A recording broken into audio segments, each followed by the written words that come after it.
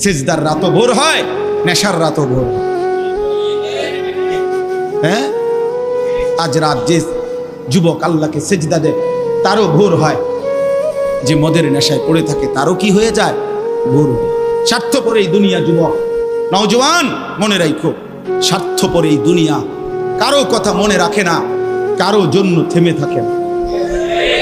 আমি এই পরশুদিন দেখছি, গতকালকের আগের দিন সকাল 6:30 বাজে আমি আমার বাজারে, ময়নামতি সাবের বাজার, ওইখানে দেখছি একটা হাইয়েস্ট গাড়ি একটা ট্রাকের মুখোমুখি হইয়া, হাইয়েস্ট গাড়িটার ড্রাইভারটা জাগাত তারে বাইরে করছে টাইম না হেসরাইয়া, কিছুক্ষণের মধ্যে লোকটা মারা গেছে।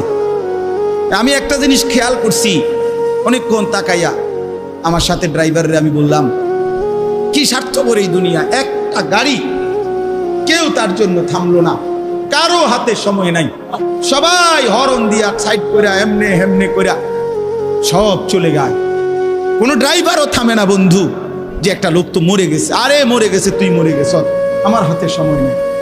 এই জন্য স্বার্থপর এই দুনিয়া, বড় স্বার্থপর, হয় কারো জন্য থামে না, কারো কথা অপেক্ষা করে না, চলতে তোমার কথা কেউ মনে রাখবে না। তুমি যদি নষ্ট হয়ে যাও, তুমি যদি কবরে আযাব হয়, তোমার যদি জাহান্নামের আগুন তোমারে পুড়তে হয়, আল্লাহর কসম বন্ধু, তোমার পতন তুমি করে দিলা, নিজেরে নষ্ট তুমি করে দিলা, শেষ পর্যন্ত দেখবা কেউ তোমার কথা মনে রাখবে না। এই পৃথিবী ধোঁকা, ধোঁকা। চলো এই জন্য আল্লাহর দিকে ফিরে আসি। ইল্লা মান তাবা ওয়া আমানা ওয়া আমিলা সালিহান, আল্লাহ বলে যে গুনাহ ছেড়ে দিয়ে তওবা করলো, আমি আল্লাহকে বিশ্বাস করলো এবং পুনরায় আবার নেক আমল শুরু করে দিল, ফাউলাইকা ইয়াদখুলুনাল জান্নাহ, আমি আল্লাহ ওয়াদা দিলাম, আমি আল্লাহ তাদেরকে জান্নাতেই ঢুকায়া দেব। ওয়ালা ইউজলামুনা শাইআ, কোনো জুলুম করা হবে না এক বিন্দু, অর্থাৎ পেছনের গুনার জন্য আমি লজ্জা দেব না, বরং তওবা করার কারণে, ফিরে আসার কারণে, নতুন করে আবার নামাজ সেজদা বন্দিগি পাক পবিত্র জীবন চলার কারণে এখন থেকে নিয়ে বাকি জিন্দেগির আমলের বরকতে জান্নাত দিয়ে দেব। এই জন্য প্রিয় সন্তান, প্রিয় কিশোর, নওজোয়ান, যুবক, চলো ইনশাআল্লাহ বদলাইবার সিদ্ধান্ত নেই। সবাই এই পরিমাণ শাহওয়াত, এই পরিমাণ অবৈধ কামনা বাসনা, নারী ছবি অশ্লীলতা বেহায়াপনাতে মাতাল হয়ে গেছে বন্ধু, চারিদিকে, সমাজের চারিদিকে।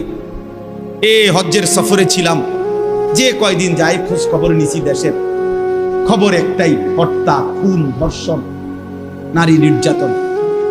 আর সবচেয়ে আশ্চর্যের কথা হলো, আমি মনে হয় আমার এই ছোট্ট হায়াতে গত 30 বছরে আমি যেই কথাটা এতবার শুনি নাই, গত 2 মাসে বারবারই শুনি চারিদিকে পরকিয়া।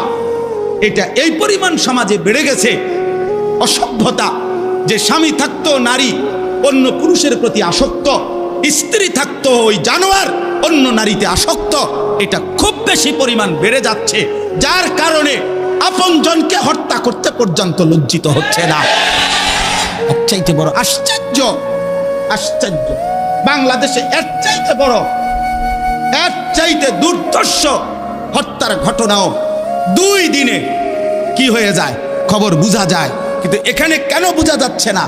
বোঝা যাচ্ছে এটা স্পষ্ট, আপনজনের এটা ধামাচাপা দেওয়ার জন্য সব রকমের প্রসেসিং করা হচ্ছে,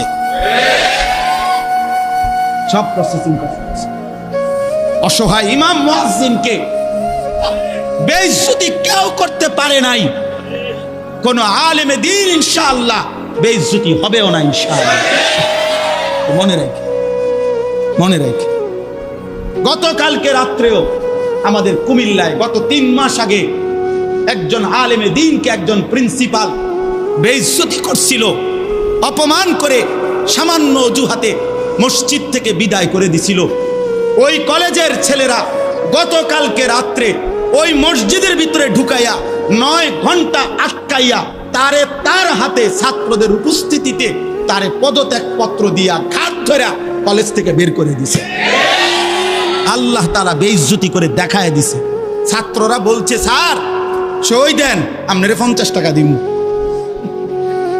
মানে 50 টাকা, 100 টাকার লোভ সামলাইতে পারেন নাই, নেন পদত্যাগপত্র সই দেন। এই জন্য দোস্ত, নারীর আসক্তি, জিনা, বেবিচার, পরকীয়া, অসভ্যতা, যুবক ভাই তোমরা বাঁচতে হবে। নওজওয়ান, আল্লাহ যদি হায়াত দেয় তোমগরে, আগামী সময়টা তোমরা তো পৃথিবীতে থাকতে হবে। এই সমাজ, এই দেশ তো আলাদা করতে পারতা না, তুমি তো এই জমিন ছেড়ে দিতে পারতা না বন্ধু। সম্পদ যদি হয়, তোমরা সব ছেলে তো একসাথে চাঁদের দেশে যাইতে পারতা না, আরেকখানে যাইতে পারতা না। এই সমাজ নিয়ে বাঁচতে হবে, এই দেশ, এই মাটি, এই এলাকা নিয়ে তো তোমাদেরকে বাঁচতে হবে ভাইয়া। তাহলে এই সমাজ যদি তোমরা এভাবে নষ্ট করে দাও, তোমরা যদি সবাই বেনামাজি হয়ে যাও, নারী, ছবি, মোবাইলের অস্থির দৃশ্য ছাড়া যদি তোমাদের রাত না কাটে, দিন না কাটে, আগামী 20 বছর তোমরা সমাজ, তোমার অঞ্চল, তোমার ঘর পরিবার নিরাপদ থাকবে কেমনে? বাঁচবা কেমনে? চলবা কেমনে? চলবা কেমনে?